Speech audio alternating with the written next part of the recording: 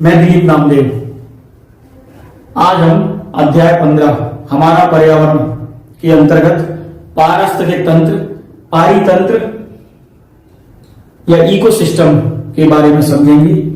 इसमें जैविक घटक के बारे में विस्तार पूर्वक, किस तरह से ऊर्जा का प्रवाह होता है पारिस्थितिक तंत्र में, खाद्य श्रृंखला एवं खाद्य जाल, इन सभी को पढ़ेंगे। तो जैविक कारक के बारे में देखें हम।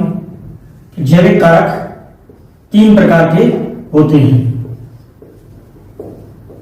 उत्पादक, उपभोक्ता एवं अपघटक। उत्पादक वे जैविक कारक होते हैं जो भोज्य पदार्थों का निर्माण करते हैं, अर्थात जिनमें भोज्य पदार्थ निर्मित होता है सारे पारिस्थितिक तंत्र के जीवों के लिए, सारे जैविक कारकों के लिए। तो उत्पादक की श्रेणी में समस्त पौधे आते हैं। तो सभी पौधे जिनमें क्लोरोफिल होता है, तो वो प्रकाश संश्लेषण की क्रिया के द्वारा भोज्य पदार्थों का निर्माण करते हैं अपने स्वयं के लिए और अन्य जैविक कारकों के लिए, उपभोक्ताओं के लिए। तो वे उत्पादक कहलाते हैं। अब उत्पादक में पेड़ भी होंगे, उत्पादक में वृक्ष भी आते हैं, झाड़ी भी,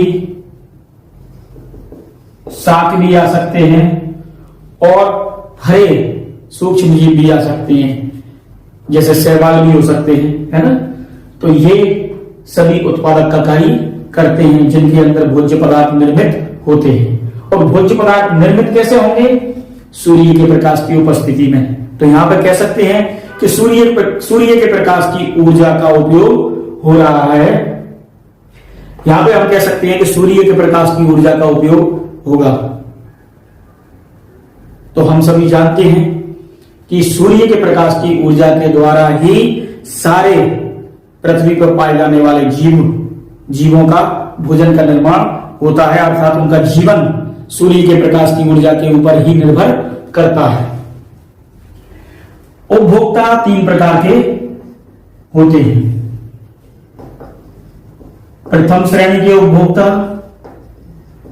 द्वितीय श्रेणी के उपभोक्ता और तृतीय श्रेणी के उपभोक्ता।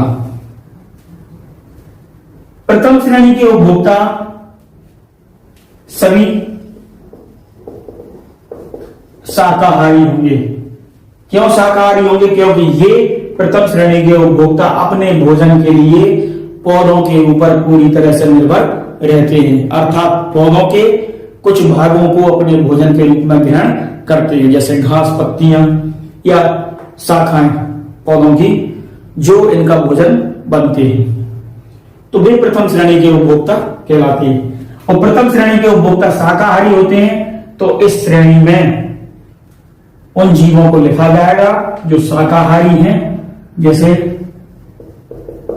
खरगोश है, बकरी है, गाय है। ये सभी प्रथम श्रेणी उपभोक्ता की श्रेणी में आएंगे। द्वितीय श्रेणी के उपभोक्ता की बात करें तो इसमें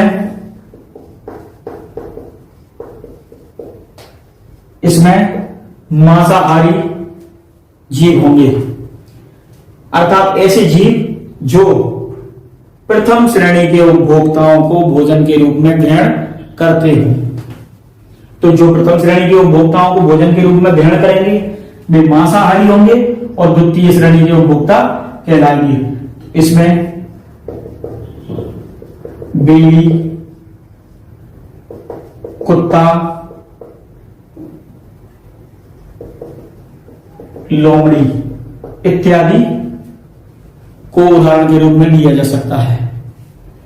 तृतीय श्रेणी के उपभोक्ता वे उपभोक्ता होंगे जो द्वितीय श्रेणी के उपभोक्ताओं को और प्रथम श्रेणी के उपभोक्ताओं को भी भोजन के रूप में ग्रहण कर लें, अर्थात वे मांसाहारी होंगे। तो ये भी कैसे हो गए? मांसाहारी, तो तृतीय श्रेणी के उपभोक्ता भी मांसाहारी होंगे। और इसमें उदाहरण हम ले सकते हैं, शेर है, सांप है, अजगर, तो ये सभी बाज भी हैं। तो ये सभी जीव तृतीय श्रेणी के उपभोक्ता कहलाते हैं। तो यहां पे हम देखें जैविक कारक में उत्पादक, उपभोक्ता, तो जो अपघटक हैं उसमें सूक्ष्म जीव आते हैं, जीवाणु, कवक या अन्य सूक्ष्म जीव जो कि उत्पादकों और उपभोक्ताओं की मृत्यु के बाद उनमें उपस्थित जटिल कार्बनिक पदार्थों को सरल कार्बनिक पदार्थों में अपघटित कर देते हैं। और ये सरल कार्बनिक पदार्थ मिट्टी में पौधों के लिए या उत्पादकों के लिए उपलब्ध हो जाते हैं, अर्थात पौधों के काम आते हैं, पौधों की के लिए उपयोगी होते हैं। क्योंकि मिट्टी से ये उत्पादक या पौधे खनिज पदार्थ अवशोषित करते हैं, तो खनिज पदार्थ के साथ वे रासायनिक पदार्थ जो अपघटक जटिल कार्बनिक पदार्थों को सरल कार्बनिक पदार्थों में परिवर्तित करते हैं, वे भी पौधों के लिए उपलब्ध हो जाते हैं। और इस अपघटन की क्रिया में बनी गैसें वातावरण में स्वतंत्र हो जाती हैं, पर्यावरण में स्वतंत्र हो जाती हैं। अब हम देखते हैं जो पारिस्थितिक तंत्र है, इकोसिस्टम है, वो दो प्रकार के होते हैं। पहला है प्राकृतिक पारिस्थितिक तंत्र और दूसरा कृत्रिम पारिस्थितिक तंत्र या पारितंत्र। तो प्राकृतिक कौन से होते हैं? प्राकृतिक पारिस्थितिक तंत्र क्या है? तो जो प्रकृति में उपस्थित है, प्रकृति में पहले से बने हुए हैं, जैसे वन है, तालाब है, तो ये पारिस्थितिक तंत्र प्राकृतिक कहलाते हैं। और मनुष्य के द्वारा निर्मित किए गए हैं पारिस्थितिक तंत्र, तो वे कृत्रिम पारिस्थितिक तंत्र या पारितंत्र कहलाते हैं। जैसे बगीचे हैं, एक्वेरियम है, तो ये मनुष्य द्वारा निर्मित, या खेत हैं जहां बंजर जमीन थी, मनुष्य ने वहां पर पौधे उगाना शुरू कर दिए या खेती करना शुरू कर दी, घास के मैदान बना दिए। तो इस तरह के जो पारिस्थितिक तंत्र कहलाते हैं कृत्रिम। एक बात और है, एक्वेरियम है, उसकी सफाई करना क्यों आवश्यक होती है? क्योंकि एक्वेरियम में मछलियां होती हैं और छोटे छोटे पौधे भी लगा दिए जाते हैं, जलीय पौधे उपस्थित होते हैं, लेकिन वहां पर सूक्ष्म जीव उपस्थित नहीं होते।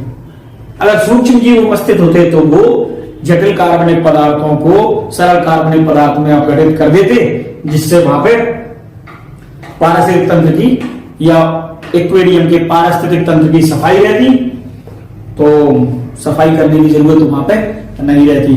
लेकिन एक्वेरियम की सफाई करना जरूरी है, क्योंकि जटिल कार्बनिक पदार्थ वहां पे अपघटित नहीं हो पाते। अब पारिस्थितिक तंत्र में या पारितंत्र में ऊर्जा का प्रवाह देखते हैं। पारिस्थितिक तंत्र में ऊर्जा का प्रवाह, एनर्जी फ्लो इन इकोसिस्टम।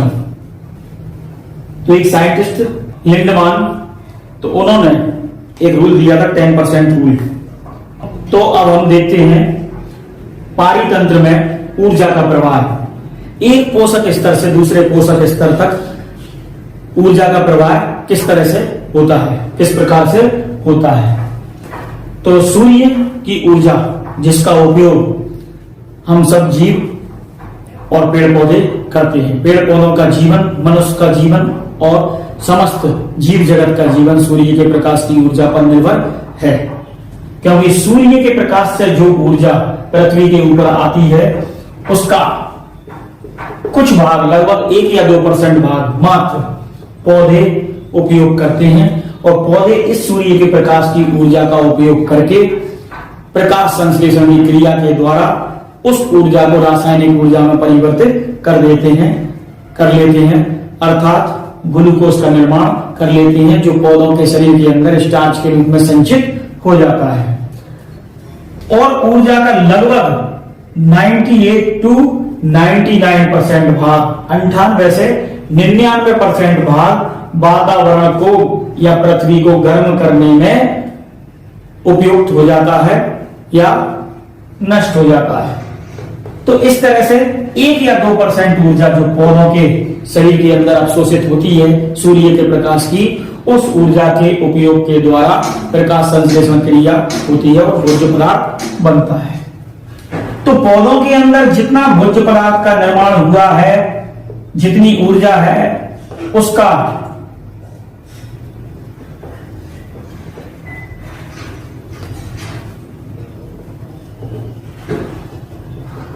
उपयोग प्राथमिक उपभोक्ता करते हैं भोजन के रूप में, क्योंकि प्राथमिक उपभोक्ता पौधों के ऊपर भोजन के लिए आश्रित होते हैं, इनसे भोजन ग्रहण करते हैं। तो भोजन के रूप में यह ऊर्जा प्राथमिक उपभोक्ताओं के शरीर के अंदर चली जाती है।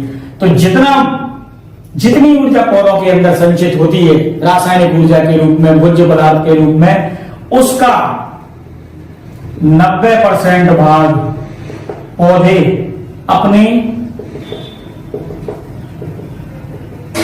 जैविक कार्यों में कर लेते हैं और वातावरण को भी गर्म करने में या शरीर को सुचारू रूप से चलाने में उपयोग कर लेते हैं।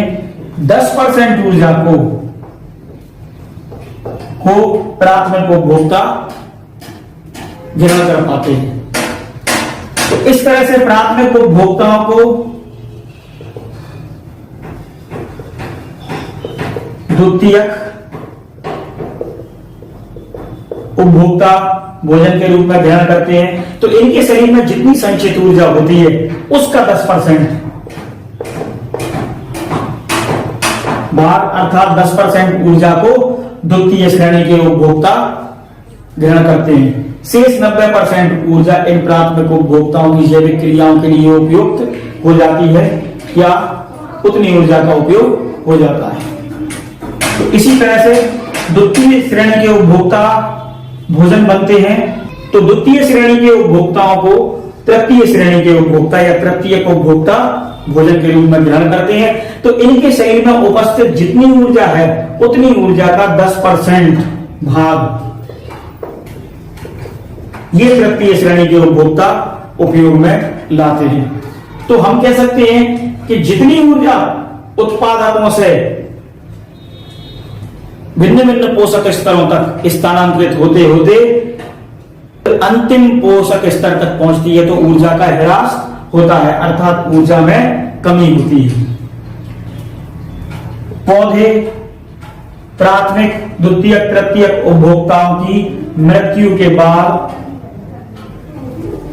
अपघटक सूक्ष्म जीव इनके जटिल कार्बनिक पदार्थों को सरल कार्बनिक पदार्थ में अपघटित करके उन्हें दोबारा मृदा में स्थानांतरित कर देते हैं और बाकी इस अपघटन की क्रिया के द्वारा जो गैसें उत्पन्न होती है वो गैसें वातावरण में पहुंच जाती हैं। तो इस प्रकार हम कह सकते हैं कि पारिस्थितिक तंत्र में या पारितंत्र में ऊर्जा का ह्रास होता है। 10% ऊर्जा अगले पोषक स्तर तक स्थानांतरित होती है एक पोषक स्तर से। ये जो नियम है 10% का नियम कहलाता है, जिसे लिंडमान साइंटिस्ट ने सबसे पहले बताया था। तो अब हम देखते हैं इसी क्रम में खाद्य श्रृंखला और खाद्य जाल।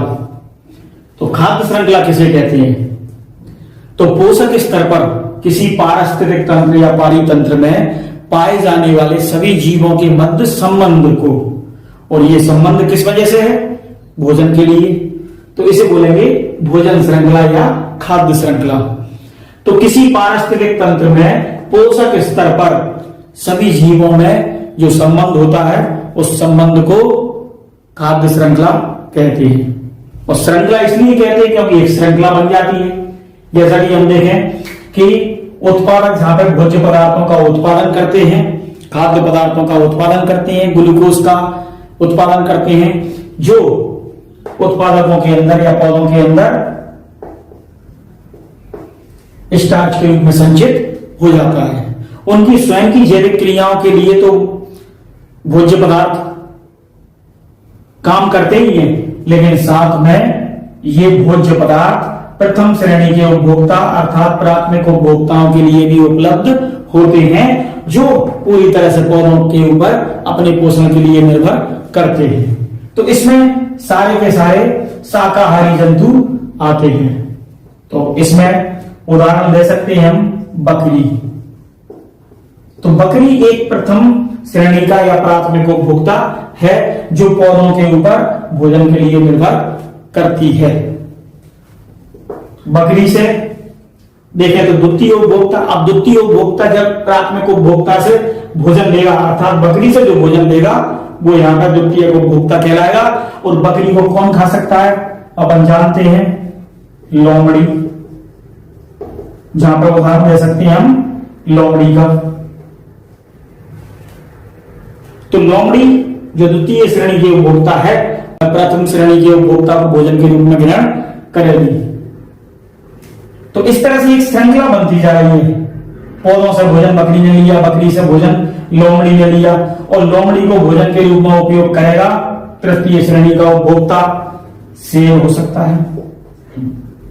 तो इस तरह से एक श्रृंखला निर्मित हो रही है। तो ये सभी पोषक स्तर है, इनका आपस में एक संबंध हो गया। किसके कारण संबंध हुआ? भोजन के लिए, पोषण के लिए। तो पोषण के कारण जीवों में जो संबंध हो रहा है, या भोजन के कारण भोजन ग्रहण करने की वजह से जो संबंध स्थापित हुआ जीवों के मध्य, उसे खाद्य श्रृंखला या भोजन श्रृंखला कहती है। तो एक श्रृंखला बन गई, चेन बन गई, इसने इसको दिया, इसने इसको दिया, इसने इसको दिया, और इस तरह से भोजन स्थानांतरित होते होते एक श्रृंखला का रूप धारण कर लिया। और एक चीज और हम जानते हैं कि यहां पर एक जीव की मौत दूसरे जीव के जीवन को प्रदर्शित करती है। अर्थात एक जीव का जीवन दूसरे जीव की मौत पर निर्भर करता है या उसके ऊपर आश्रित रहता है। जैसे यहां पर देखें, बकरी से जब लोमड़ी भोजन लेगी तो बकरी की मृत्यु हो जाएगी। तो इसकी मृत्यु इसका जीवन, इसकी मृत्यु इसका जीवन। तो इस तरह से ये एक श्रृंखला चलती रहती है। दूसरी तरफ हम खाद्य जाल की बात करें तो खाद्य जाल में बहुत सी श्रृंखलाएं होती हैं, खाद्य श्रृंखलाएं होती हैं। जैसे इसकी बात करते हैं, घास पेड़ पौधों के अंतर्गत है, उत्पादक कहलाते हैं। इसको चूहे भोजन के रूप में ग्रहण कर सकते हैं। चूहे को बिल्ली भोजन के रूप में ग्रहण करेगी, बिल्ली से कुत्ता, कुत्ते से शेर। तो इस तरह से ये एक खाद्य श्रृंखला निर्मित हो गई, एक खाद्य श्रृंखला निर्मित हो गई है। एक खाद्य श्रृंखला ये जिसमें प्रथम श्रेणी का उपभोक्ता उत्पादक से भोजन ग्रहण करेगा, द्वितीय उपभोक्ता, तृतीय उपभोक्ता और सर्वोच्च मांसाहारी जीव तो शेर। तो इस तरह से ये एक खाद्य श्रृंखला बनी। लेकिन इस खाद्य श्रृंखला का दूसरी खाद्य श्रृंखला से भी संबंध बन जाएगा, क्योंकि इस खाद्य श्रृंखला के जीवों को दूसरी खाद्य श्रृंखला के जीव भी भोजन के रूप में ग्रहण करेंगे। तो यहां पर देखें, बकरी है, बकरी को शेर भोजन के रूप में ग्रहण कर सकता है। बतख है, बतख को मनुष्य कर सकता है।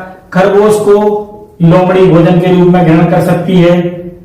मुर्गी को बाज भोजन के रूप में ग्रहण कर सकता है यहां पर, और मेंढक को लोमड़ी भोजन के रूप में ग्रहण कर सकती है। बकरी को फिर यहां पर शेर कर सकता है, और खरगोश को भी शेर भोजन के रूप में ग्रहण कर सकता है। तो इस तरह से एक जाल बन रहा है। घास से भी मुर्गी भोजन ले सकती है। कीड़ों को खरगोश, मेंढक भोजन के रूप में ग्रहण कर सकते हैं। तो इस तरह से ये खाद्य श्रृंखला, एक खाद्य श्रृंखला दूसरी खाद्य श्रृंखलाओं से जुड़ गई है। तो जुड़ने के बाद जो जाल निर्मित हो रहा है, जब एक खाद्य श्रृंखला दूसरी खाद्य श्रृंखला से संबंधित हो जाए, संबंध स्थापित हो जाए, तो इसे क्या बोलेंगे? खाद्य जाल। तो खाद्य श्रृंखला में जो भोज्य पदार्थों का स्थानांतरण एक दिशा के रूप में होता है, एक दिशात्मक होता है। जैसे पौधों से प्रथम श्रेणी के उपभोक्ता, फिर द्वितीयक तृतीयक उपभोक्ता, अर्थात पौधों से बकरी, लोमड़ी और शेर। यहां पे भी भोज्य पदार्थों का स्थानांतरण एक दिशा में होगा। तो जब ये दिशा में होगा, लेकिन इसके मार्ग अलग अलग होंगे। जैसे यहां पे देखें, कीड़े से बतख, बतख से बाज, तो कीड़े से खरगोश और खरगोश से ये शेर। तो इस तरह से एक जाल के रूप में निर्मित हो गया ये सारी की सारी जो श्रृंखलाएं मिलकर एक जाल का रूप धारण कर ली। जटिल संरचना तो बनी ही गई, साथ में इसमें जो पोषण का स्थानांतरण हो रहा है या भोजन का स्थानांतरण हो रहा है, वो दिशात्मक होते हुए भी अलग अलग रास्तों से, अलग अलग मार्ग के द्वारा हो रहा है। यहां पे खाद्य श्रृंखला में जीवों की संख्या कम होती है, इसमें जीवों की संख्या बहुत अधिक होती है। जीवों की संख्या अधिक इसलिए है क्योंकि यहां पर बहुत सी खाद्य श्रृंखलाएं आपस में संबंधित हैं, उसके जीव एक दूसरे से भोजन के लिए संबंधित हैं, तो जीवों की संख्या बहुत अधिक होती है। यहां पे कक्षा 10 विज्ञान हमारा पर्यावरण अध्याय से ओजोन परत और कचरा प्रबंधन के बारे में समझेंगे। पृथ्वी के चारों तरफ मैंने 2 लेयर बना रखे हैं। एक क्षोभ मंडल जो पृथ्वी से लगभग 10 किलोमीटर तक फैला रहता है, और उसके बाद समताप मंडल जो पृथ्वी से 10 किलोमीटर से 50 किलोमीटर तक स्थित होता है। इसी समताप मंडल में ओजोन पाई जाती है। ओजोन को भी हम 2 कैटेगरी में बांटेंगे, एक लाभदायक ओजोन और एक हानिकारक ओजोन। तो जो समताप मंडल में लगभग 90% ओजोन होती है वो लाभदायक ओजोन होती है, और 10% ओजोन, या ऐसा कह सकते हैं ओजोन का 10% भाग क्षोभ मंडल में भी होता है, और ये हानिकारक ओजोन की परत कहलाती है। अब ये लाभदायक ओजोन की परत क्यों कहलाती है 90% जो समताप मंडल में है?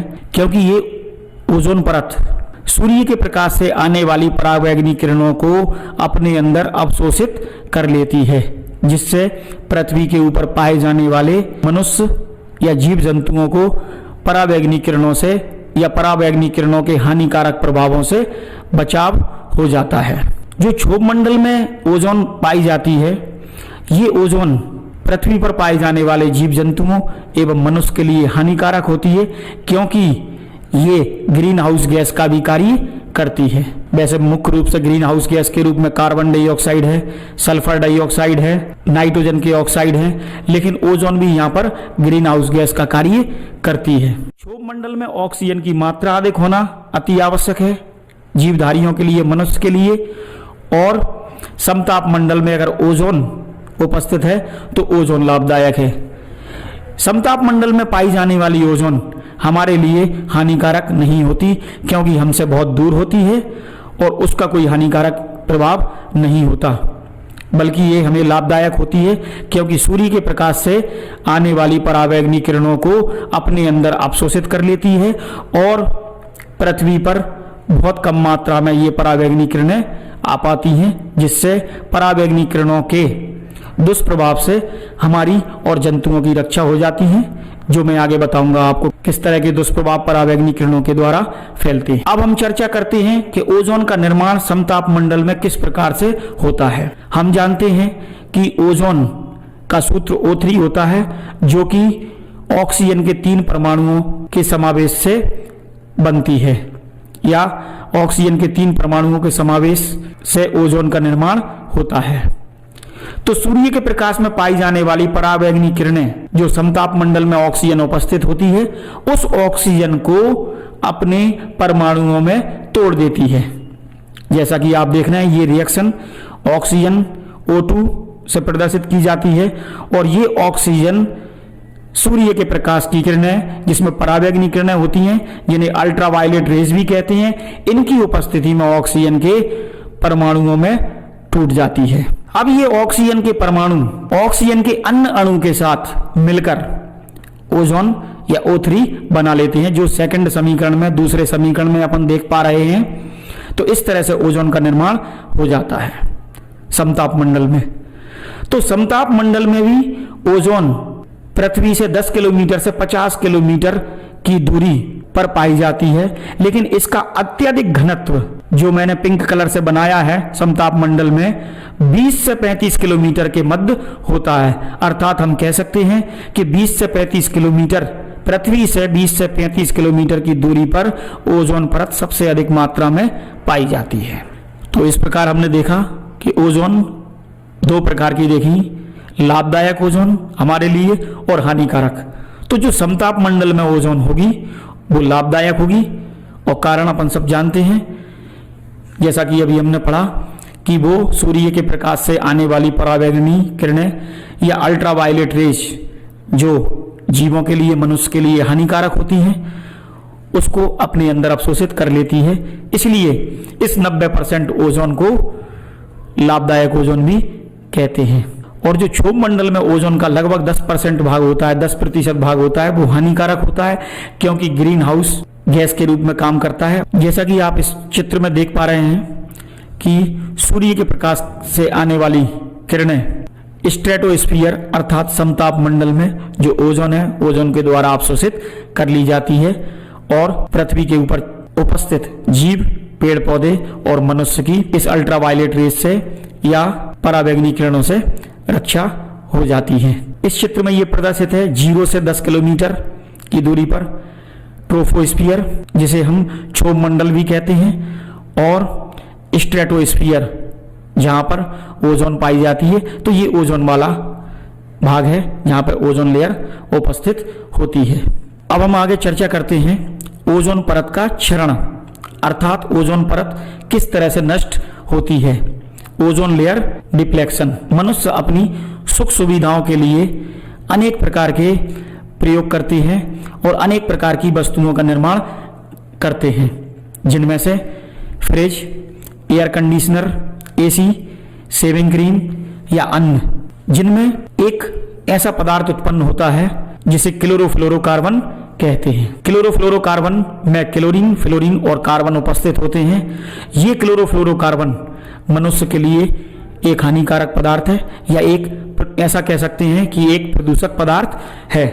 ये क्लोरोफ्लोरोकार्बन मनुष्य द्वारा निर्मित ये क्लोरोफ्लोरोकार्बन क्षोभ मंडल से होता हुआ समताप मंडल में पहुंचता है।